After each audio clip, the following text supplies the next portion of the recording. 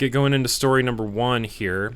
Trump signs order designating Antifa domestic terrorist organization. Well, overnight, I have the amount of domestic terrorists that I know has increased by many magnitudes.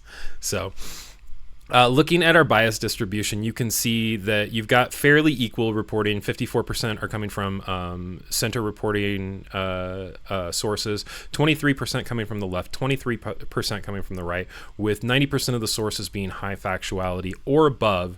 So not a whole lot of really trying to... I mean, obviously you're going to have the left and right are going to be reporting on this story in their own personal way, but it's not like a blind spot for one side or the other. And you can see my source. I have everything sorted by factuality like I always do, and the Oregonian is number 2 on the list. It says it's very high factuality with a center distribution bias.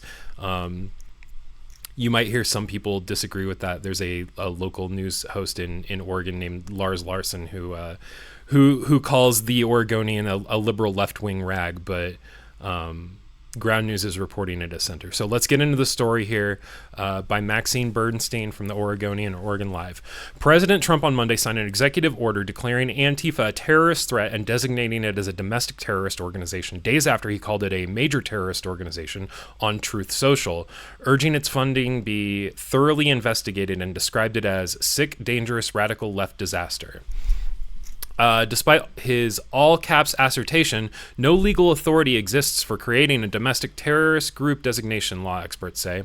His executive order says it should be followed consistent with existing law and directs federal departments and agencies to use all applicable authorities to investigate, disrupt, and dismantle any illegal operations conducted by Antifa or anyone claiming to act on its behalf. But there are no criminal or other statutes triggered by domestic terrorist organizations designation because no legal authority exists for such designation, experts say. President Trump can say what he wants in a presidential proclamation, but it doesn't trigger criminal material support charges or open up new surveillance authorities based on the designation, says Mary B. McCord, executive director of Georgetown University Law Center Institute for Constitutional Advocacy and Protection. That doesn't mean DOJ and FBI won't try to use other authorities to launch investigations, but the designation alone does not open up new authorities.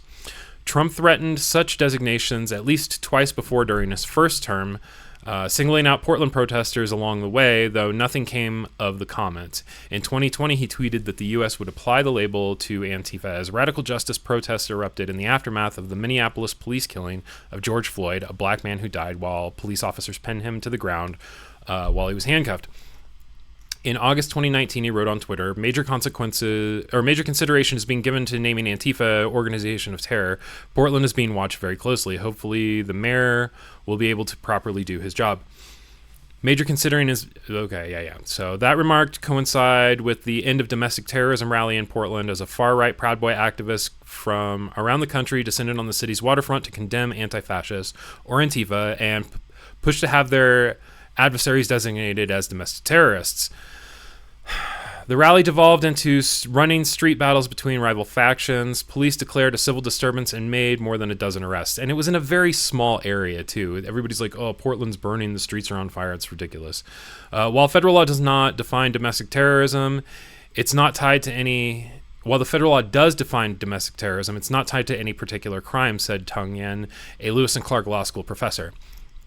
Terrorist activities involved dangers to human life that are a violation of the criminal laws of the United States or any other state, appears to intend to intimidate or coerce a civilian population or government policy or affect the conduct of the government by mass destruction,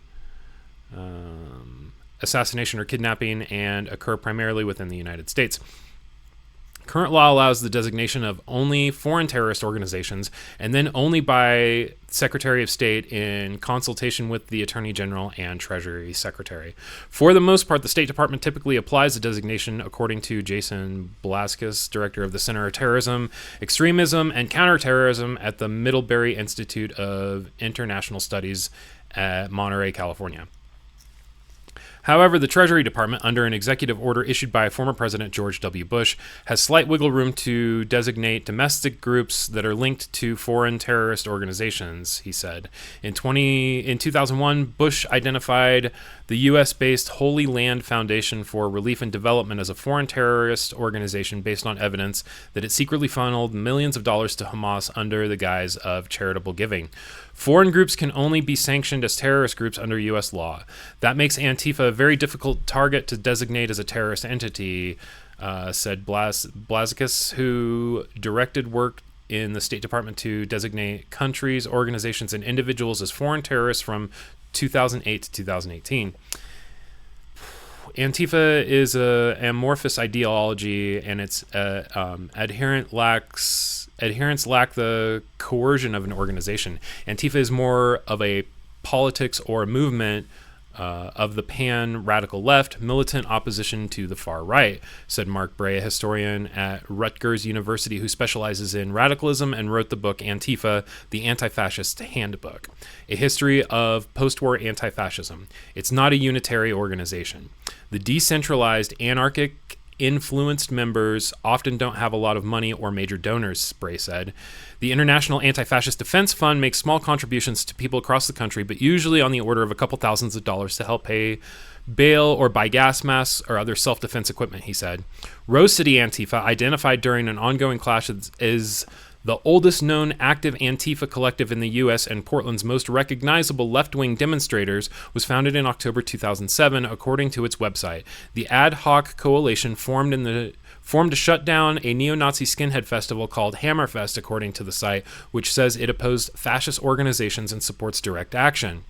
Brian Levin, founding director of the Center for Study of Hate and Extremism and professor emeritus of the Criminal Justice of California State University, San Bernardino, said the hallmark of the violent Antifa adherents is their disorganization. They'll often gloom onto something bigger. Holy crap, this is a lot of just side information about what's going on with this. Okay, so this is a lot of background information, but we're getting here to the meat of it. The executive order describes Antifa as an anarchist enterprise that calls for the overthrow of the U.S. government, law enforcement, and the nation's system of laws. That's not true.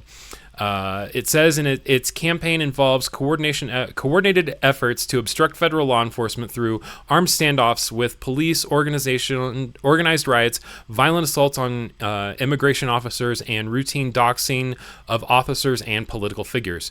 Okay, so armed standoffs, huh? It says Antifa recruits, trains, and radicalizes young Americans to engage in violence while going to elaborate means to shield their identities. Bray said he considers Trump's statements to be an attempt to drum up the leftist conspiracy. More common avenues to address domestic groups responsible for organized violence is through existing criminal laws, such as racketeering or corruption-related charges that are typically used against criminal organizations. They were recently used in Oregon to target the Hoover criminal street-level gang. And then this is just more background information about what's going on in Portland. Maybe one could make the case that Antifa activists try to intimidate or coerce a civilian population or influence the government through intimidation, but a lot of Antifa protests are either protected by the First Amendment or it's just violence and property damage for its own sake. He said there are about 50 federal state statutes that can be used to prosecute instances of domestic terrorism. Those include conspiracy, racketeering, threatening public official threats, obstruction of justice, bias crimes, or arson. Anti-government militant Timothy McVeigh, responsible for one of the deadliest domestic terrorist attacks in U.S. history, was executed by lethal injection in 2001 for the 1995 Oklahoma City bombing outside the federal building that killed 168 people and injured hundreds of others. He was convicted of murder on federal charges, conspiracy to use a weapon of mass destruction, and destruction of federal building. His co-conspirator, Terry Nichols, was sentenced to life in prison. The bottom line is we have a vast array of statutes to punish conduct that is undertaken in the advancement of domestic terrorism. There's a reason Congress didn't provide for a designation of domestic terrorist, legal observers said, and that's because it could be abused to punish people for their viewpoints rather than violent actions. Yep.